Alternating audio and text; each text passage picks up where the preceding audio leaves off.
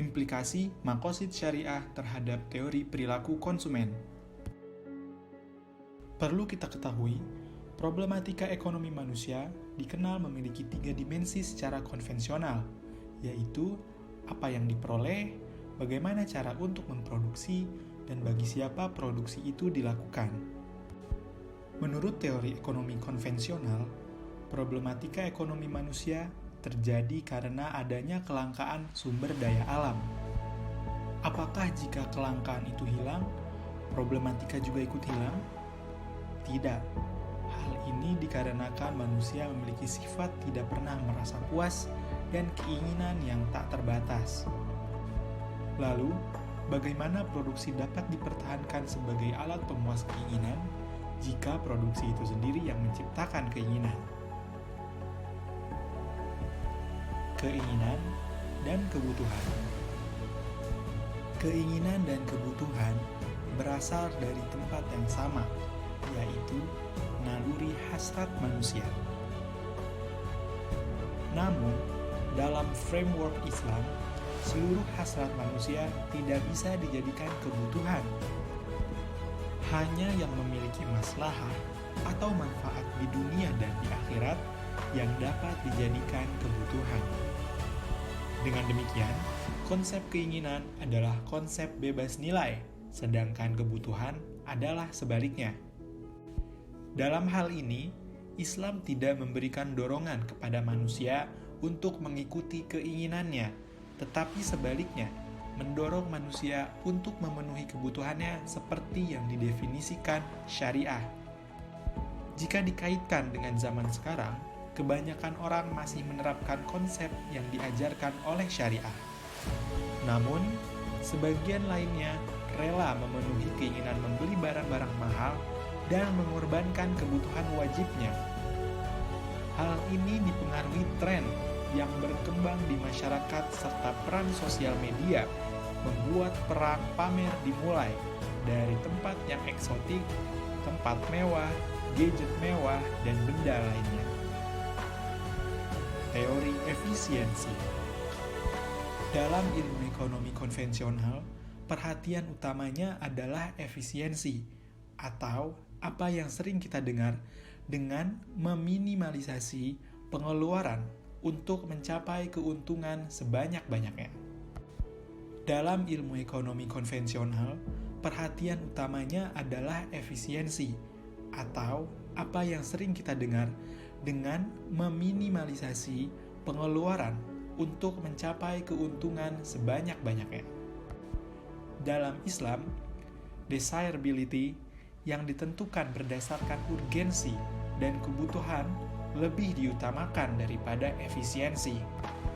Karena dalam Islam, dalam menentukan produk yang akan digunakan dari sebuah bahan baku, bukan dari produk mana yang bisa memberikan keuntungan paling besar, akan tetapi produk mana yang paling dibutuhkan masyarakat.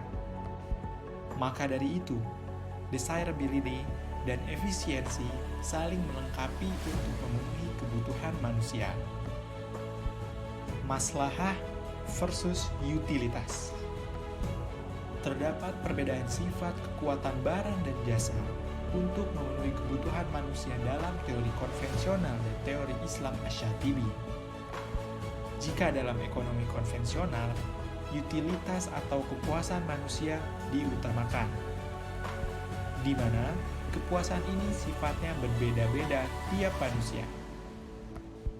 Dalam konsep Islam, maslahah yang ditentukan berdasarkan maqasid syariah lebih diutamakan demi kepentingan bersama.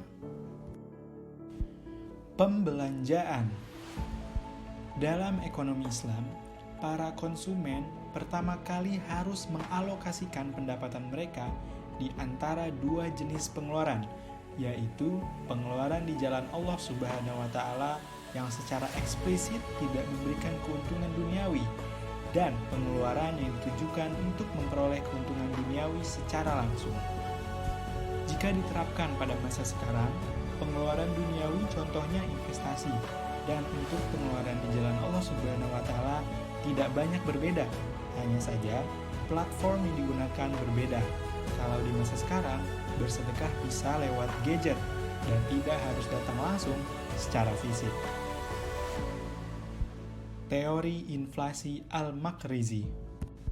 Al-Makrizi menyatakan bahwa peristiwa inflasi terjadi ketika harga-harga secara umum mengalami kenaikan dan berlangsung secara terus-menerus. Ia mengklasifikasikan inflasi berdasarkan faktor penyebabnya ke dalam dua hal, yaitu inflasi yang disebabkan oleh faktor alamiah dan inflasi yang disebabkan oleh kesalahan manusia.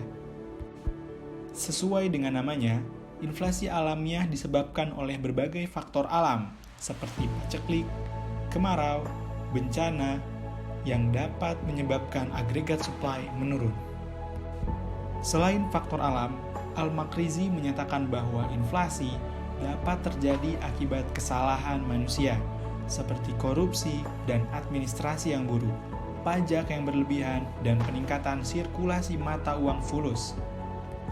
Jika dikaitkan dengan konsep pada zaman sekarang, inflasi dapat disebabkan oleh cost push inflation, yaitu inflasi yang didorong oleh peningkatan cost, dan demand pull inflation, yaitu inflasi yang didorong oleh peningkatan demand. Konsep uang. Menurut Al-Makrizi, mata uang yang dapat diterima menjadi standar nilai hanya terdiri dari emas. Mata uang tembaga atau fulus pada saat itu diizinkan, tetapi cakupannya hanya transaksi yang berskala kecil. Konsep uang tersebut tidak terlalu relevan untuk zaman sekarang.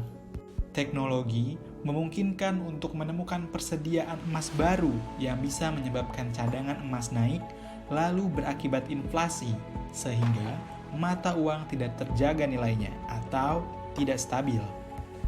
Oleh karena itu, inti dari mata uang adalah menyesuaikan jumlah uang yang beredar serta instrumen moneter lainnya dengan kondisi perekonomian real, sehingga nilai dari mata uang dapat terjaga atau stabil.